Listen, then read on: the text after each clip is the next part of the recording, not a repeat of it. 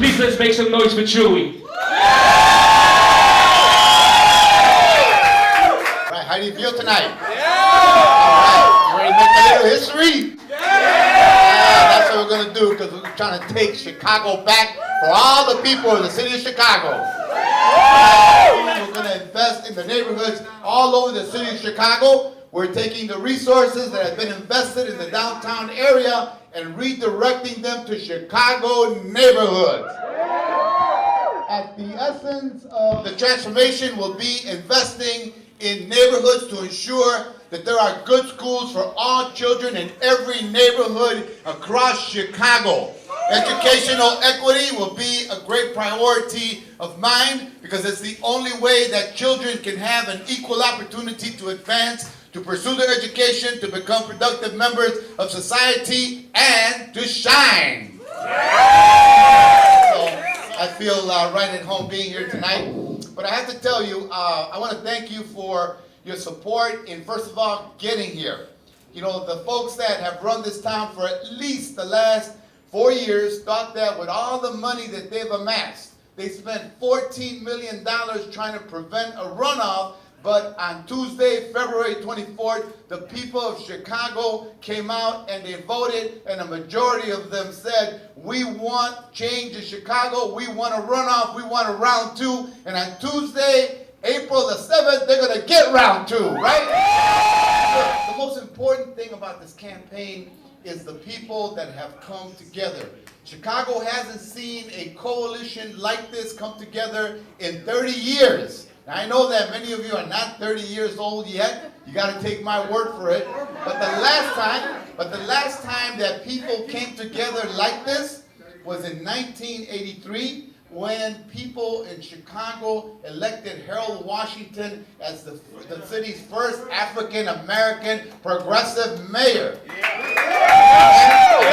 That was historic. And I was a part of that, I have to tell you. And what happened then was that African-American, Latino, Asian, gay, and straight came together across faith. Even atheists came together and they made history. Now in 2015, the same thing has occurred, except that the coalition is even broader, it's more diverse, it cuts across racial and ethnic and geographic lines, and for the first time in a long time, people everywhere in the city of Chicago want change. They want to take their government back. They want clear accounting of the city's finances. They want to know where the money is going, and people want priorities for ordinary people to come first, not the agenda of millionaires and billionaires. Let me give you an example of what kind of stuff has been going on. The 100 donors that have given Rahm Emanuel almost $30 million over the past 4.5 years get direct benefits from him. They get contracts. They get appointments to boards and commissions. That's right, and they even get what? Look, the richest man in Illinois, Ken Griffin, okay, who owns Citadel Company, okay, they're investment bankers. He got $55 million of your tax dollars to build a new Marriott hotel in the South Loop. That money is supposed to be used to make development happen in poor communities where development doesn't happen because companies won't come there. That's the type of corporate welfare that's been going on under Rahm Emanuel. We want tax increment financing dollars for building schools, for improving parks, for making development happen in places like the hardest hit areas of the city of Chicago, the west side and the southwest side of the city of Chicago, in places like Roseland and Englewood and Bronzeville. Those are the communities that need investment. On the southwest side and the near northwest side are also areas that badly need investment. So we will redirect the city's priorities to make that happen. We will stop corporate welfare in the city of Chicago. Public safety. Chicago's experienced over 10,500 shootings in the past 4 years alone. 10,500 shootings. Why do we have so much violence in communities? because the youth unemployment rate, especially in African American communities, is over 90%. Join us and have a big turnout on Tuesday, April the 7th, to make history in the city of Chicago. The big one on the 5th floor, and some of the ones in the city council that need to be replaced. We need to make Chicago a city that works for ordinary people, for working people, for students, for young people. We need to make it a city that everyone can have an opportunity at really making the city work. So tonight, I really appreciate you giving me the opportunity to address you. I hope that you'll get your friends out on social media to come out and vote. It's about taking Chicago back and making it work for all the people of the city of Chicago, not for the 1%ers, not for those that are accustomed to having privilege, but for ordinary people. Thank you so much. Let's go out and make history on Tuesday, April 7th.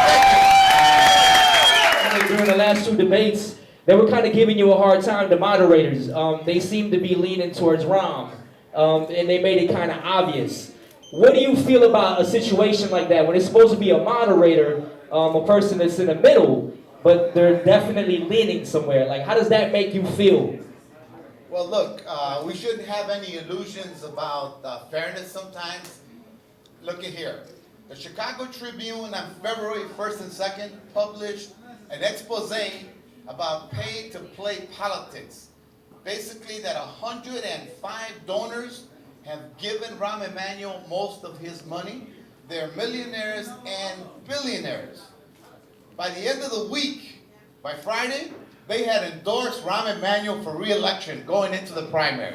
That's an example. Chicago sometimes is owned by similar type of folks, by wealthy people that don't want to let go of the power structure in Chicago, so you can't expect much from them. Some of the stories that the reporters write, they're okay, they're good, they're objective, but you have to remember who owns the newspapers, and those are the folks that write the editorial positions for the newspapers. So I don't have any illusion. I did not get endorsed, I didn't expect to get endorsed by the Chicago Tribune, I didn't expect to get endorsed by the Sun-Times, I didn't expect to get endorsed by Cranes. I went to all of their interviews, we met with their editorial boards, we laid out the agenda, and they were actually pretty impressed. But when it came time to make a decision, they had to do what they had to do because they represent certain interests. There's a lot of money here, there's a lot of fear. I strongly oppose it. I go back with the LGBTQ community. As far back as 1988, I voted for the first gay rights bill, so-called gay rights bill in the Chicago City Council. I'm opposed to any type of discrimination against any people, regardless of their sexual orientation, religious orientation, or for being atheist, for that matter. The gang conflicts in all over the city of Chicago are a real problem. I think that at the heart of it, a lot of it has to do with economics. Some of it has to do with tradition and, just multi-generational, hand-me-down type of stuff. We need young people to step up and help overcome that stuff. Young people are a lot more intelligent today than before. I think social media has helped a lot. I think hip-hop has helped a lot. I listen to some of my son's music. I don't tell him I do, but I pull it out, and when he's not around, I'm checking it out. And my nephew Jonathan here, awesome. So I pay attention. Sometimes I pretend like I'm not listening, but I will be checking it out. But seriously, look, I need your guidance in what types of policies we need to enact in the city to reduce that type of violence. Come on out and vote April 7th and early vote. I'm going to early vote tomorrow for the first time in my life. Give it up for Chuy one more time, guys. Give it up, give it up.